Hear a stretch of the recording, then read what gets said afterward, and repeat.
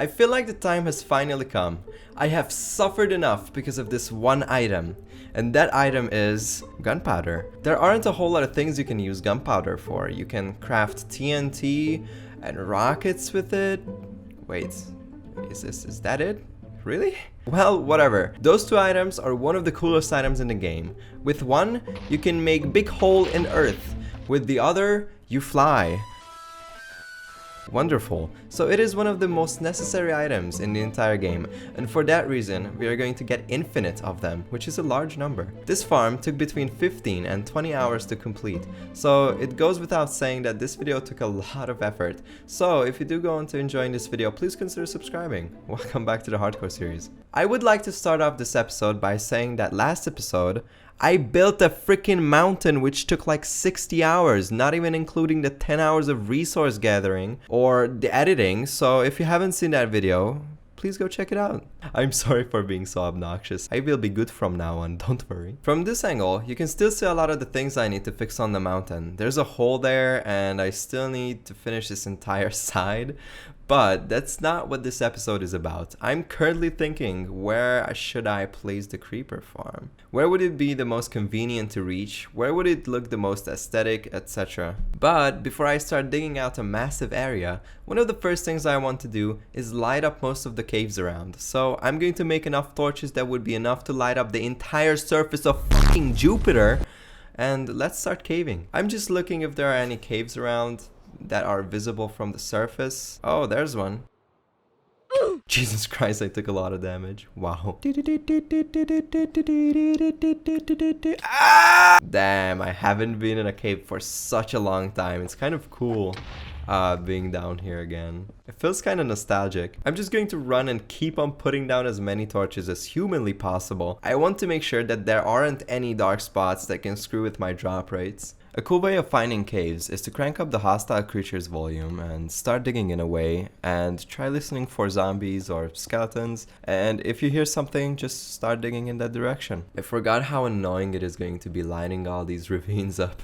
They're going to take a long time. Ooh, I hear a bunch of zombies. Oh, that's a spawner. That's really nice. Let's see what's inside. Oh, aren't you guys just a bunch of cutie pies for throwing me a little surprise birthday party? You really shouldn't have. You are far too kind. Okay, I see how it is. So you are the leader of the Backstreet Boys, aren't you? And for that reason, I have a special present for you, my boy. I have something to tell you. I always liked NSYNC more. Show me the meaning of being lonely. Goodbye, Ed Sheeran. I will see you in fucking hell. Ooh, another spawner. This was a skeleton. Very nice. Alright, I'm kind of lost. I went into a ravine, then from that I somehow found myself here, which is another ravine. And in this ravine, there's another ravine. This is Ravineception. What is even happening? Oh my god, something just came to my mind. So there's this ravine inside, right? As you can see, this is a lot of place already dug out. So if I place my creeper farm here, I won't have to do nearly as much digging as I would have to normally. I am too smart. It's always so sketchy lighting these places up. I still have some PTSD because of what happened in episode 1. Right, you know what? I'll just go home because I'm scared, to be honest with you. If a creeper jumps down, I'm 100% dead. So that's why I'm being extremely careful. Rule number 1 when you're down here is to never stop running. If you stop running, you're dead. At that point, you're just waiting for a creeper to jump down on your head and explode, so don't do it. Guys, don't worry, this is an approved technique by the North Korean Aviation Organization. I learned this technique straight from Kim Jong-un himself. Trust me, this is good. Can we stop with the ravines? Game, Mojang, please? Can you not give me 5 ravines in the span of 25 minutes? I would love that, actually.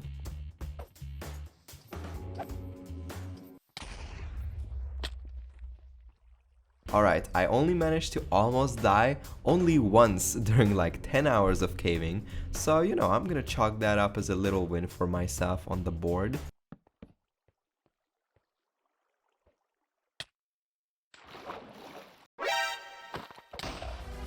Okay, maybe twice. Are you happy now? I'm going to spare you the time and would rather skip the entire process of lighting up all these caves and ravines. But only lighting up all of the caves probably took between 5 to 10 hours. In order for you to find all of the caves though, you need to cheat. Well, kind of. Hear me out.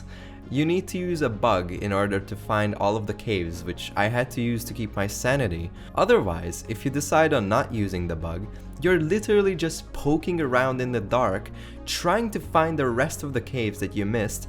Better yet, you might not even find all of the caves. So this was necessary to do for maximum efficiency. A big hole like the one I need requires a big time lapse. So here it is, very cool.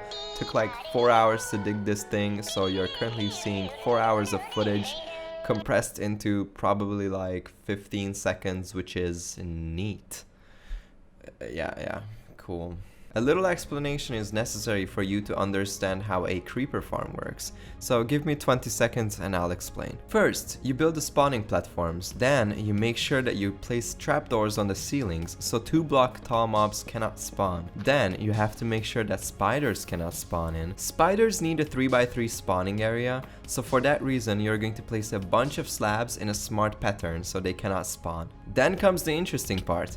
You place a cat inside of a minecart in the middle of the spawning platform. So when a creeper spawns in, something like this happens. Yes, what a beautiful Tuesday afternoon we're having.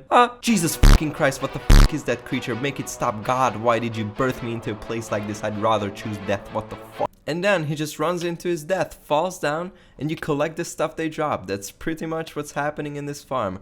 So now that we got that out of the way, I'm going to leave the tutorial link in the description if you want to check it out. It's by Logical Geek Boy. That's the tutorial I'm going to be following. So we are going to need cats. There comes a time in every man's life. Fishing. Go. So that was necessary for the cats. Now I'm going to breed 1000 cat in 1 second. That is exactly 1000 cats. Don't even bother counting for yourself. Your counting skills are inferior to mine anyway. I'm a math genius, as you know. I never graduated from 7th grade. What? That was not nearly fast enough for me to die. What? That's bullshit. I always do stuff like this, and I only lose like 4 hearts. I have no idea what happened there.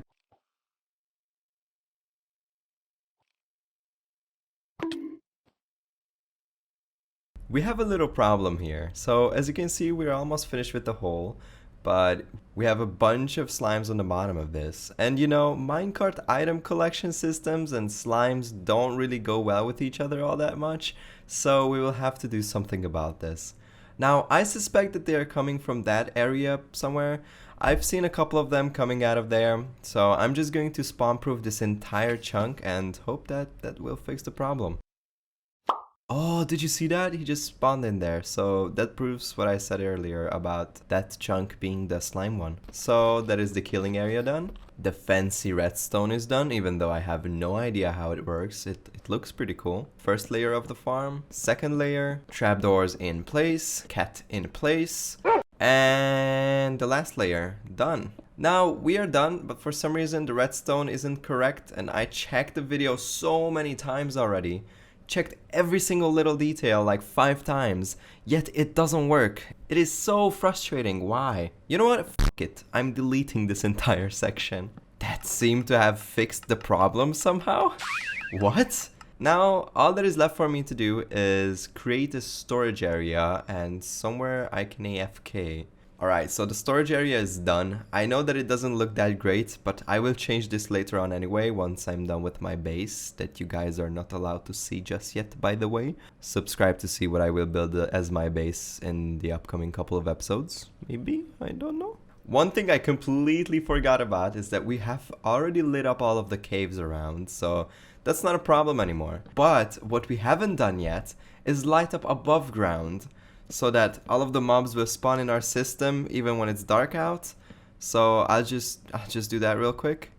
A lot of torches later, but we are done with that. And now for the final touch, the AFK spot. Now of course we will need some bling, so I'm going to use diamond ores as my walls to signify that I'm the wealthiest human on earth. That looks... But now I'm going to leave my PC on for the whole night and see how much gunpowder I'll get, I guess. Alright, so I said that I'm going to AFK the whole night. Well, I did, but Windows said no, and some update exited me out of Minecraft. Besides, I had about 3 nightmares about me dying in my hardcore world through the night, so never again will I AFK through the night, ever. So, if I have to guess, we are getting around 6,000 to 7,000 items per hour, which is pretty good. I think this farm in its most optimal state can get up to 12 or 13,000 items per hour. So 7,000 is really good. We will not need any more gunpowder ever again. That is way too much. So I'm very happy about that. Alright, and well, yes, that is indeed the end of the episode. Please subscribe if you ended up enjoying the video. More coming next week. That's all I can say. Bye bye.